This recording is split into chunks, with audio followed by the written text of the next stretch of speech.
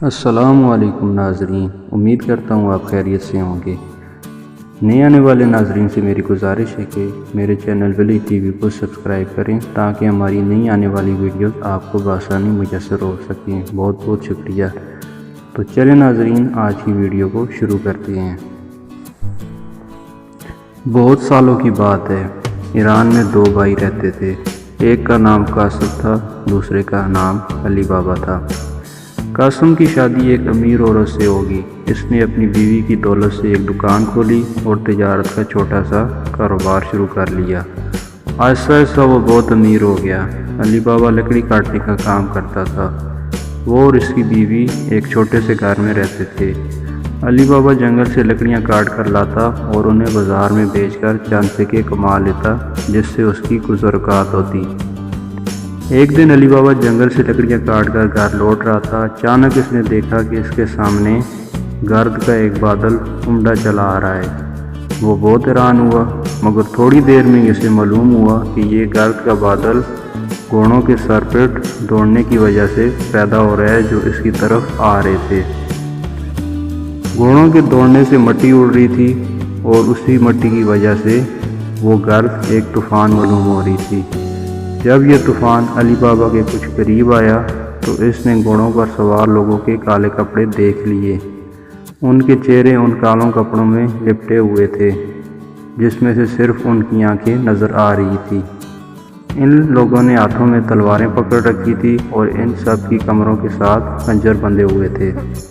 علی بابا فوراً سمجھ گیا کہ ہو نہ ہو یہ ڈاکو ہیں۔ وہ فوراً اپنی لکڑیاں وہیں چھوڑ کر درخت کے اوپر چڑھ گیا۔ ڈاکو ایک چٹان کے سامنے جا کر رک کے گھوڑوں سے نیچے اترے، گھوڑوں کی پشت پر بندھے ہوئے سامان کو اتارا۔ ایک ڈاکو جو غالباً ان کا سردار تھا چٹان کے سامنے کھڑا ہوا اور بلند آواز سے کہنے لگا، کھل جا سم سم۔ یوں ہی سردار نے یہ الفاظ کہے، چٹان کا پتھر ایک طرف سے رک گیا۔ ڈاکو ایک ایک کر کے چٹان میں داخل ہو گئے اور اپنی کمر پر پڑے بڑے بڑے بورے کو اتارنے لگے۔ علی بابا نے ہر ایک ڈاکو کو چٹان کے اندر جاتے ہوئے دیکھا اور جن کی کل تعداد 40 تھی۔ علی بابا نے اندازہ لگایا کہ ہو نہ ہو یہ سب ڈاکو ہیں اور کہیں سے مال لوٹ کر لائے ہیں، جس میں سے ان کا اور جو سامان انہوں نے پشتوں پر لادا ہوا ہے اس میں تمام ان کا لوٹا ہوا مال ہے۔ علی بابا ان ڈاکوؤں کو دیکھ رہا تھا اور ڈاکوؤں کو علی بابا کی موجودگی کا احساس نہیں ہوا۔ ڈاکو کافی دیر چٹان کے اندر موجود رہے۔ اسی دوران علی بابا درخت کے پتوں اور ٹہنیوں میں چھپا رہا۔ اس کا خیال تھا کہ اگر اس کے درخت سے اترتے وقت ڈاکو نے اسے دیکھ لیا تو اسے بڑی مصیبت آ جائے گی، لہٰذا وہ درخت پر ہی بیٹھا رہا۔ کافی دیر کے بعد 40 چور چٹان سے باہر نکلے۔ چوروں کے سردار نے پھر کھڑے ہو کر کہا، بند ہو جا سم سم۔ چٹان کے ساتھ بڑا پتھر اپنی جگہ سے سرکا اور چٹان کے منہ پر آ لگا۔ اس سے چٹان کا منہ بند ہو گیا۔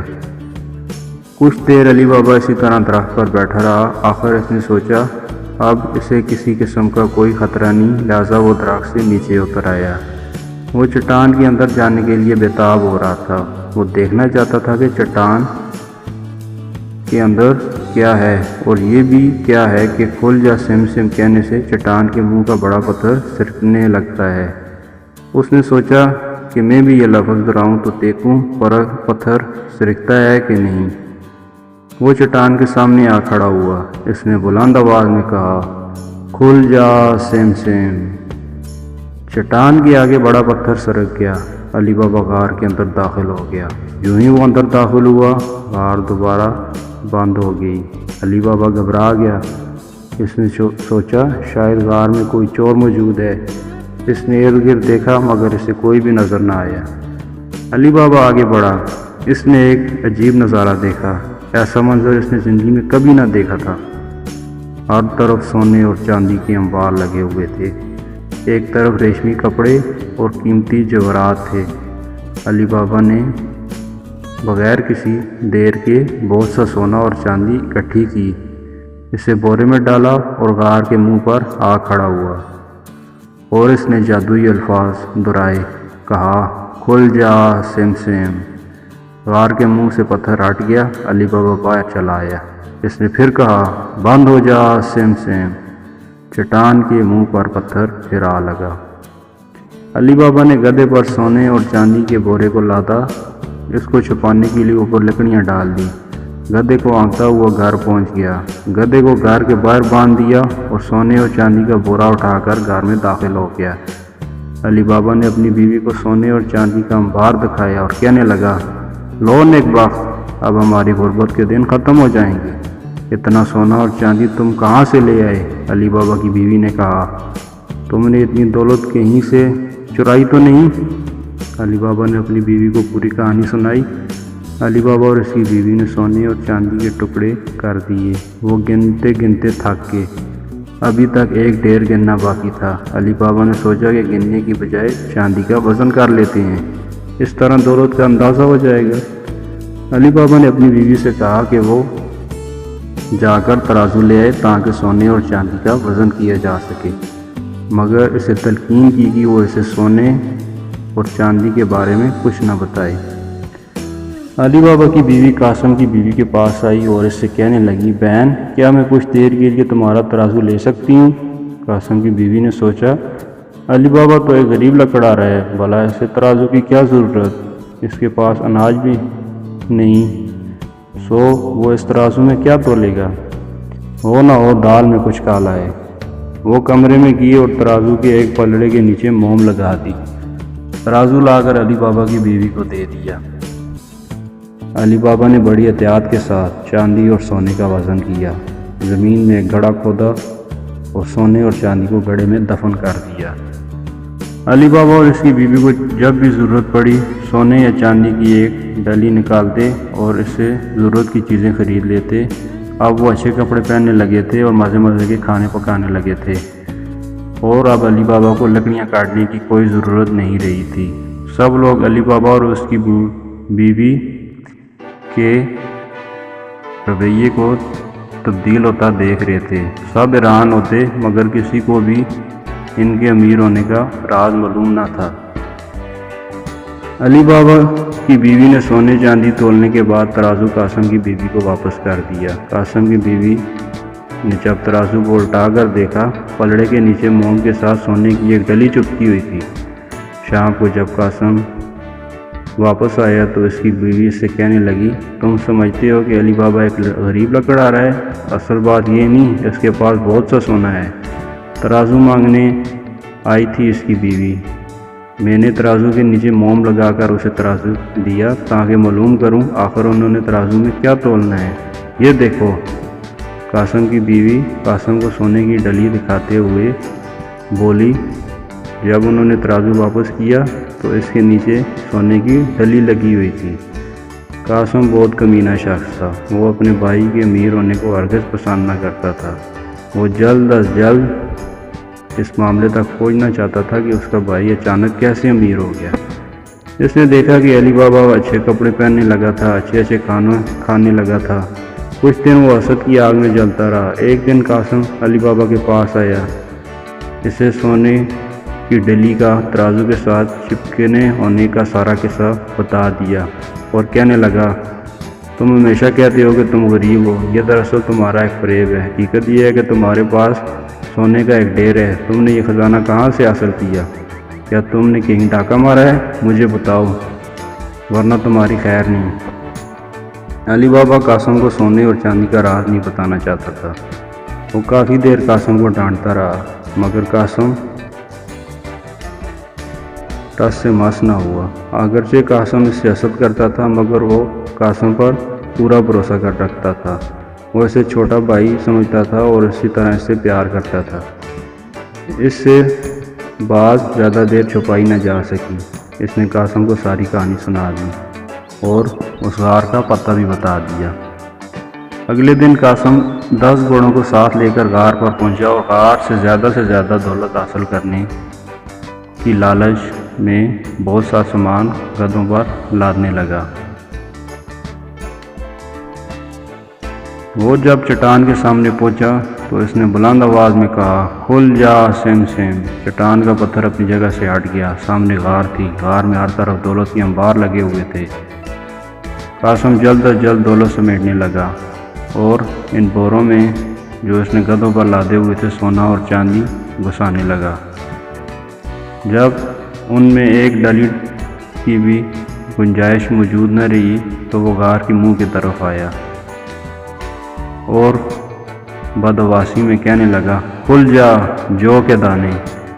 غار کے آگے بڑا پتھر اپنی جگہ سے نہ ہلا۔ اس نے تمام اجناس کے نام لیے مگر غار کا پتھر اپنی جگہ سے نہ ہلا اور مختلف الفاظ کو دہراتا رہا، کہتا رہا سم سم، دراصل سم سم، اور اس کا مطلب نہ سمجھ سکا، جس سے تیل نکالا جاتا ہے۔ جب قاسم کو کوئی بھی بات سمجھ نہ آئی تو وہ بہت ہی پریشان ہوا۔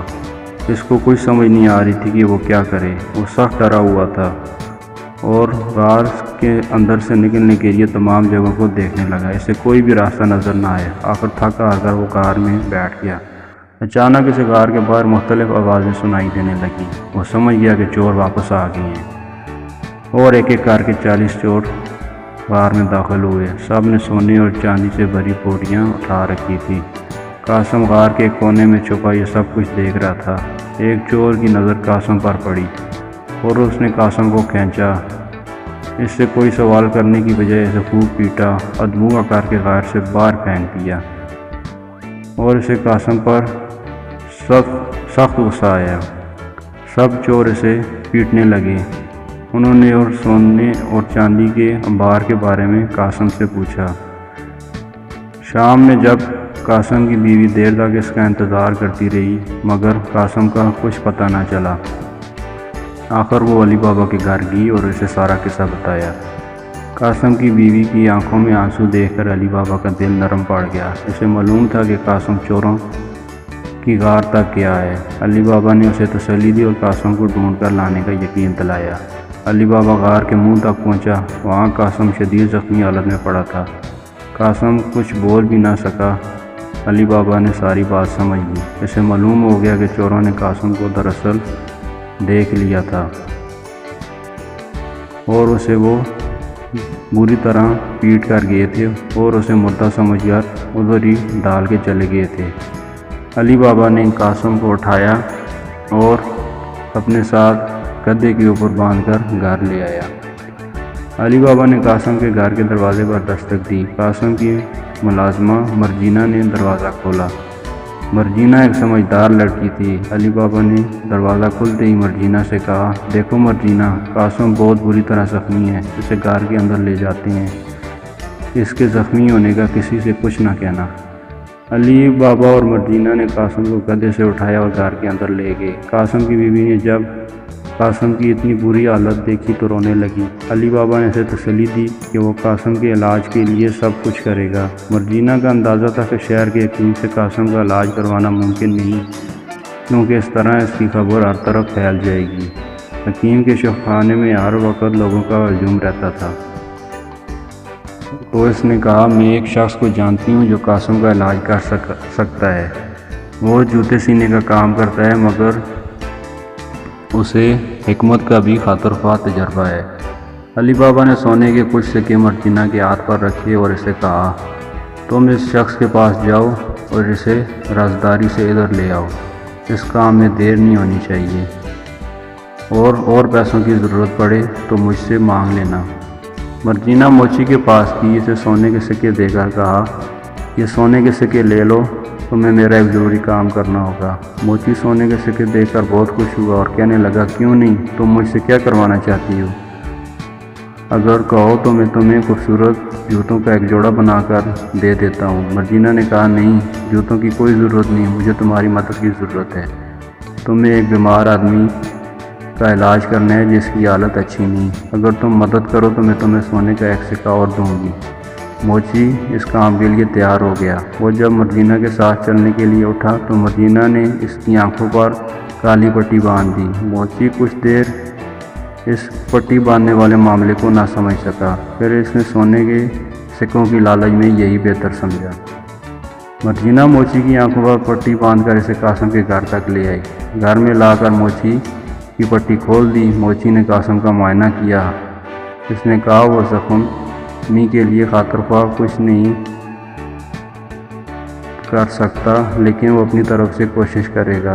اس نے زخموں کو دھویا اور اس کے پاس جو بھی دوا تھی زخموں پر لگا کر پٹی باندھ دی۔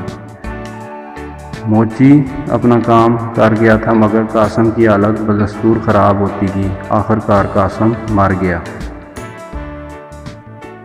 مرجینا نے موچی کی آنکھوں پر پھر سے پٹی باندھی اور اسے گھر تک چھوڑ آئی۔ اگلے دن علی بابا قاسم کی اچانک موت کے بارے میں لوگوں کو بتانے لگا۔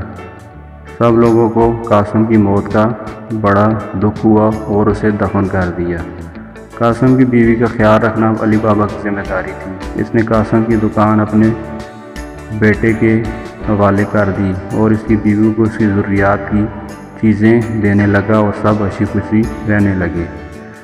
قاسم کو زخمی کر کے پھینکنے کے بعد 40 چور پھر غار میں واپس آئے۔ غار کے اندر جا کر دیکھا تو غار میں سے بہت سونا اور چاندی غائب تھی۔ ان میں سے ایک ڈاکو بولا، مجھے لگتا ہے کسی کو غار میں آنے کا راز معلوم ہو گیا ہے، ہمیں اس شخص کی تلاش کرنا ہوگی۔ سردار نے کہا۔ دوسرے چوروں نے فوراً اپنے سردار سے اتفاق کیا۔ سردار نے بات جاری رکھتے ہوئے کہا، ہم میں سے ایک شخص شہر جائے گا، وہ ایک عام آدمی کے بیس میں وہاں جا کر اس شخص کو تلاش کرے گا، پھر ہم سب اس کو قتل کر دیں گے، مگر یاد رکھو اگر وہ صحیح خبر نہ لایا تو اس کا سر قلم کر دیا جائے گا۔ ان میں سے ایک چور شہر جانے پر رضامند ہو گیا۔ وہ اگلے دن ایک مسافر کا بیس بدل کر شہر میں آیا اور بازار میں گھومنے لگا۔ بازار میں تمام دکانیں بند ہو چکی تھی، صرف ایک دکان کھلی تھی۔ یہ دکان موچی کی تھی۔ چور نے داخل ہوتے ہی موچی کو سلام کیا اور کہنے لگا، آپ بزرگ آدمی ہو اور اندھیرے میں بھی اچھا خاصا کام کر لیتے ہو، لگتا ہے آپ کی نظر آپ کی عمر سے زیادہ اچھی ہے۔ موچی نے کہا، لگتا ہے تم اس شہر میں نئے ہو، جو لوگ مجھے جانتے ہیں سب کا خیال ہے میری نظر میری عمر کے مطابق اچھی ہے۔ کیا آپ کو جوتے بنانے سے کافی آمدنی ہو جاتی ہے؟ ہاں، گزارا ہو جاتا ہے، مگر میں جوتے سینے کے علاوہ بھی ایک کام کر لیتا ہوں، مجھے علاج معالجے کا بھی تھوڑا بہت پتہ ہے۔ پچھلے ہفتے میں نے ایک شدید زخمی کا علاج کیا تھا، میں نے بہت کوشش کی مگر وہ بچ نہ سکا۔ چور کو فوراً سمجھ آ گئی کہ موچی کس شخص کی بات کر رہا ہے۔ اس نے مزید معلومات حاصل کرنے کے لیے موچی کو اکساتے ہوئے کہا، مجھے تمہاری بات کا بالکل یقین نہیں، ایک موچی بھلا ایک حکیم کا کام کیسے کر سکتا ہے؟ مجھے نہیں لگتا تم سچ بول رہے ہو۔ میں بالکل سچ بول رہا ہوں، مگر میں اس سے زیادہ ایک لفظ بھی نہیں بولوں گا۔ موچی نے اس مسافر چور کو مخاطب کرتے ہوئے کہا، اب تم جاؤ اور اپنی راہ لو۔ چور نے موچی کو سونے کا ایک سکہ دیا اور اس سے کہنے لگا، کیا تم مجھے وہ گھر دکھا سکتے ہو جہاں پر تم نے زخمی کا علاج کیا تھا؟ میں وعدہ کرتا ہوں کہ میں کسی سے کوئی بات نہیں کروں گا۔ نہیں، میں ایسا نہیں کر سکتا، تم بس اب چلے جاؤ، موچی نے مسافر سے کہا۔ چور نے فوراً سونے کا سکہ نکالا اور موچی کی طرف بڑھاتے ہوئے کہا، یہ ایک اور سکہ لے لو، مگر مجھے اس زخمی کے گھر کے بارے میں ضرور بتا دو، میں صرف اس کے گھر تک جاؤں گا، مگر مجھے اس کے گھر میں بارے میں درست طور پر معلوم نہیں۔ موچی نے کہا، بات یہ ہے کہ جب مجھے وہاں لے کر جایا گیا تو میری آنکھوں پر پٹی باندھ دی گئی تھی، میں صرف اس گھر کے نزدیک کسی جگہ تک تمہیں پہنچا سکتا ہوں۔ چور نے کہا، ٹھیک ہے۔ وہ یہ سن کر بہت خوش ہوا۔ موچی نے مسافر کو آنکھوں پر پٹی باندھنے کا کہا اور اس مسافر چور کو اس گھر کے قریب لے گیا۔ دونوں کافی دیر تک چلتے رہے۔ موچی نے اندازے سے کہا، مجھے یقین ہے یہی وہ گھر ہے جہاں میں نے زخمی کا علاج کیا تھا، تمہارا بہت بہت شکریہ، اب تم دکان پر واپس چلے جاؤ۔ چور نے موچی کی آنکھ پر پٹی کھولتے ہوئے کہا۔ جب موچی اپنی دکان پر جانے کے لیے وہاں سے چلا گیا تو چور نے سفید مٹی کے ساتھ گھر کے دروازے پر نشان لگا دیا۔ ایسا کرنے کے بعد فوراً جنگل کی طرف بھاگا تاکہ اپنے سردار کو مکان مل جانے کی اطلاع دے۔ اگلی صبح بازار سے سودا سلف لانے کے بعد مرجینا گھر سے نکلی۔ اس نے دروازے پر نشان دیکھا۔ یہ کیسا نشان ہے؟ بھلا کسی نے ہمارے مکان پر کیوں کر نشان لگا دیا؟ مرجینہ سوچنے لگی۔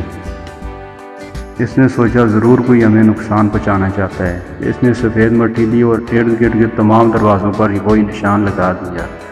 مرجینہ کے بازار جانے کی کچھ دیر بعد چور اور ان کا سردار علی بابا کے گھر تک آئے۔ وہاں ہر گھر پر وہی نشان بنا ہوا تھا۔ انہیں کچھ سمجھ نہیں آ رہی تھی ان میں سے کون سا گھر علی بابا کا ہے۔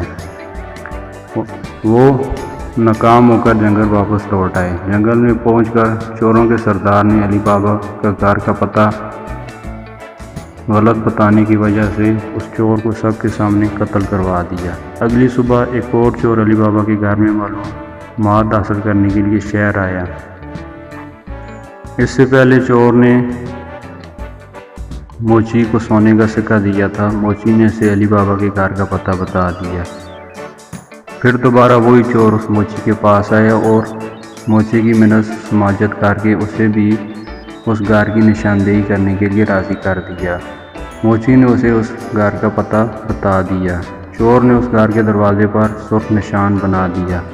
مرجینہ پہلے ہی بہت محتاط تھی۔ اس نے دروازے پر ایک نیا نشان دیکھا تو سمجھ گئی کہ ان کے گھر پر حملہ ہونے والا ہے۔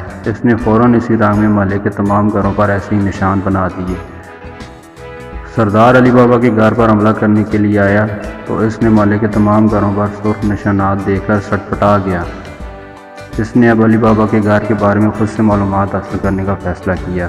چوروں کا سردار شہر آیا اور اس نے موچی کی مدد سے علی بابا کے گھر کا اتا پتہ معلوم کر لیا اور واپس جنگل میں آیا اور اپنے ساتھیوں سے کہنے لگا، میں نے گھر کا پتہ معلوم کر لیا ہے، اب میں اسے اندھیرے میں تلاش کر لوں گا۔ اب تم میری بات سنو، ہم تیل ڈالنے والے بڑے بڑے مرتبان لے آتے ہیں، ان میں سے ایک کو تیل سے بھر دیں گے، باقیوں میں تم چھپ جانا۔ میں تمام مرتبانوں کو تم لوگوں سمیت شہر لے جاؤں گا۔ چوروں کے سردار نے مرتبانوں کو گھوڑوں سے باندھا اور انہیں ہانکتا ہوا علی بابا کے دروازے پر جا کر دستک دی۔ علی بابا دروازے پر آیا تو سردار نے کہا، میں ایک سوداگر ہوں، میرے پاس گھوڑوں پر لدے ہوئے بہت سے مرتبان ہیں، ان مرتبانوں میں تیل ہے، سب دکانیں بند ہو گئی ہیں، اگر اجازت ہے تو آج رات میں آپ کے یہاں قیام کر لوں، صبح میں رخصت ہو جاؤں گا۔ میں آپ کو یقین دلاتا ہوں میری وجہ سے آپ کو کسی قسم کی تکلیف نہ ہوگی۔ علی بابا نے سردار کی باتیں سنی۔ وہ ہرگز نہ پہچان سکا کہ سامنے چوروں کا سردار کھڑا ہے، کیونکہ اس نے حلیہ بدلا ہوا تھا۔ وہ دیکھنے میں کوئی عام سا شخص نظر آ رہا تھا۔ علی بابا کو سردار کے لیے ہمدردی پیدا ہوگی اور اسے رات ٹھہرنے کی اجازت دے دی۔ اس نے نوکروں کو حکم دیا کہ وہ گھوڑوں پر بندھے ہوئے مرتبانوں کو اتار کر ایک طرف رکھ دیں، گھوڑوں کو چارہ وغیرہ ڈالیں۔ اس نے مرجینہ کو کہا کہ وہ مہمانوں کے لیے کھانا تیار کرے۔ کھانے کے بعد سردار صحن میں چہل قدمی کے لیے چلا آیا۔ اس نے مرتبانوں کے قریب جا کر بہت ہی ہلکے سے ایک چھوٹا سا پتھر پھینکا اور سب کے قریب ہو کر کہا کہ جب میں تمہیں آواز دوں تم مرتبانوں سے نکل آنا، اور جب تک میں نہ بلاؤں تب تک مرتبانوں میں بیٹھے رہنا۔ یہ کہہ کر سردار خاموشی کے ساتھ واپس گھر میں چلا آیا۔ مرجینہ نے مہمانوں کو ان کا کھانا دیا اور ان کے سونے کا انتظام کر کے واپس گھر چلی گئی۔ اسی وقت اس نے دیکھا کہ اچانک لیمپ بجھ گیا ہے۔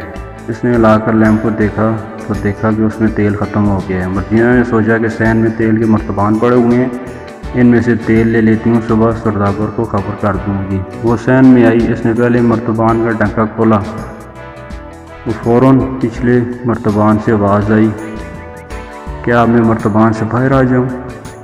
اس نے دوسرے مرتبان کا ڈھکنا کھولنا چاہا اور فوراً پیچھے ہٹ گئی۔ دوسرے مرتبان میں سے آواز آئی، کیا میں مرتبان میں سے باہر آ جاؤں؟ مرتبان میں چھپے چوروں نے مرجینہ کو اپنا سردار سمجھتے ہوئے یہ الفاظ بلائے تو مرجینہ اکی بکی رہ گئی۔ اسے سمجھ نہیں آئی کہ آواز کہاں سے آ رہی ہے، لیکن کچھ ہی وقت بعد اسے سارا معاملہ سمجھ آ گیا۔ اس نے اپنی آواز کو مردانہ آواز میں ابھارتے ہوئے کہا، نہیں، ابھی ادھر مرتبان میں ہی رہو، ابھی کچھ دیر بعد تمہیں بلاتا ہوں۔ مرجینہ کو معلوم ہو گیا یہ کوئی چال ہے اور علی بابا کی جان کو خطرہ ہے، اور آخری مرتبان کے پاس جب وہ گئی تو اس میں تیل تھا۔ وہ سمجھ گئی صرف ایک مرتبان میں تیل ہے، باقی سب میں چور ہیں۔ اس نے مرتبان میں سے بہت سا تیل نکالا اور ایک بڑے کڑھائی میں ڈال کر خوب گرم کیا۔ جب تیل خوب گرم ہو گیا تو اسے ایک برتن میں ڈالا اور باری باری سب مرتبانوں میں ڈالنا شروع کر دیا۔ مرتبانوں میں موجود تمام چور اس تیل کی وجہ سے مار گئے۔ مرجینا اپنا کام مکمل کر کے گھر کے اندر چلی گئی اور چپ چاپ بیٹھی ہر حرکت کا معائنہ کرتی رہی۔ کافی رات گزرنے کے بعد اس نے چوروں کے سردار کی آواز سنی۔ وہ مرتبانوں پر چھوٹے چھوٹے کنکر پھینک رہا تھا اور وہ کہہ رہا تھا کہ باہر نکلو، لیکن جب کوئی جواب نہ ملا تو اس نے گھبرا کر اس کے اندر جھانکا تو وہ گھبرا گیا، کیونکہ مرتبانوں میں موجود تمام چور مار گئے تھے اور یوں اس کی علی بابا کی مارنے کی تمام چالیں ناکام ہو گئی تھی۔ وہ دیوار ٹوٹ کر بھاگ گیا۔ صبح سویرے مرجینا اٹھی اور سیدھی علی بابا کے پاس آئی، اسے رات کا ہونے والا قصہ سنایا۔ مرجینا نے تمام باتیں لفظ بہ لفظ علی بابا کو بتا دی۔ علی بابا نے مرجینا کا شکریہ ادا کیا۔ مرتبانوں میں گرم تیل سے جل مرنے کے بعد سارے چوروں کا خاتمہ ہو گیا تھا۔ اب صرف ان کا سردار باقی رہ گیا تھا، جو علی بابا کا جانی دشمن بن گیا تھا۔ وہ کسی نہ کسی طرح اسے ختم کرنا چاہتا تھا۔ علی بابا اب ایک امیر تاجر بن کر شہر میں گھومتا رہا تھا اور ادھر سردار بھی ایک امیر تاجر بن کر شہر میں داخل ہوا۔ وہ اکثر علی بابا کے بیٹے کی دکان پر جاتا اور اس سے باتیں کرتا رہتا۔ آہستہ آہستہ ان دونوں کے درمیان بڑی اچھی دوستی ہوگی۔ علی بابا نے دونوں کی دوستی کو دیکھا تو اس تاجر کو گھر پر آنے کی دعوت دی۔ تاجر نے کھانے کی دعوت قبول کرنے سے انکار کرتے ہوئے وجہ بتائی کہ اسے کھانے میں نمک پسند نہیں۔ علی بابا نے فوراً کہا، اس میں تو ایسی مشکل نہیں ہے، آپ کو نمک کے بغیر بھی کھانا دیا جا سکتا ہے۔ تاجر نے دعوت قبول کر لی۔ علی بابا نے گھر آ کر مرجینا کو نمک کے بغیر کھانا تیار کرنے کے لیے کہا۔ مرجینا یہ سن کر حیران ہوئی کہ بغیر نمک کے بھی کھانا لذیذ ہو سکتا ہے۔ وہ سوچنے لگی، آخر یہ کون ہے جو نمک کے بغیر کھانا کھاتا ہے؟ تاجر علی بابا کے گھر آ گیا۔ مرجینا بدستور اس تاجر کے نمک کے بغیر کھانے کی شرط پر سوچ رہی تھی۔ سوچا اگر کوئی شخص کسی کا دیا نمک کھا لے تو پھر اسے قتل نہیں کر سکتا، ہو نہ ہو یہ شخص علی بابا کو قتل کرنا چاہتا ہے اور اس معاملے میں کچھ نہ کچھ گڑبڑ ضرور ہے۔ مرجینا نے نمک کے بغیر کھانا تیار کیا۔ اس نے بڑے اہتمام سے کھانے کو تاجر کے سامنے پیش کیا، مگر تاجر کی ہر حرکت کا دھیان رکھ رہی تھی۔ اس نے دیکھا کہ تاجر نے اپنے لباس کے اندر ایک خنجر چھپا رکھا تھا۔ اس نے تاجر کو بغور دیکھا۔ اسے اندازہ ہو گیا کہ یہ وہی شخص ہے جو مرتبانوں کے ساتھ رات علی بابا کے پاس گزارنے آیا تھا۔ تاجر اور علی بابا ایک دوسرے کے پاس بیٹھ کر باتیں کر رہے تھے۔ مرجینا جب ان تمام کی حرکات دیکھی تو اس نے بھی اپنی کمر کے ساتھ ایک چھوٹا سا خنجر باندھ لیا تھا اور وہ تاجر اور علی بابا کے سامنے ناچ رہی تھی اور ان کا دل بہلا رہی تھی۔ جب مرجینا جھومتے ہوئے تاجر کے پاس آئی اور اس کے سامنے جھکی اور خنجر کے ایک وار کر دیا، علی بابا اور اس کے بیٹے نے شور مچا دیا۔ مرجینا، تم نے یہ کیا کر دیا؟ کیا تم پاگل ہو گئی ہو؟ مہمان پر حملہ کر دیا۔ انہوں نے دوڑ کر تاجر کو پکڑ لیا۔ مرجینا کہنے لگی، میں نے تمہارے دشمن کا خاتمہ کر دیا۔ تمہیں پتہ ہے کہ یہ کون ہے؟ یہ چوروں کا سردار ہے جو تمہاری جان لینا چاہتا تھا۔ مرجینا نے چوروں کے سردار کی کمر پر بندھے خنجر کو کھینچ کر باہر نکالا اور علی بابا کے سامنے کر دیا۔ علی بابا مرجینا کی بہادری پر بڑا خوش ہوا اور اسے وہ اپنی بہو بنا لیا۔ کچھ عرصہ کسی شخص نے علی بابا کو پریشان نہ کیا تو وہ سمجھ گیا کہ یہی چوروں کا سردار تھا، اور کافی عرصہ گزرنے کے بعد جب علی بابا کو یقین ہو گیا کہ اب اس کا کوئی بھی دشمن نہیں رہا تو وہ اسی غار پر گیا اور جادوئی الفاظ دہرائے، کھل جا سم سم۔ غار کے اندر ابھی تک بہت سا سونا اور زیورات موجود تھے۔ علی بابا نے سب کچھ اٹھا لیا اور خوشی خوشی اپنے گھر آ گیا۔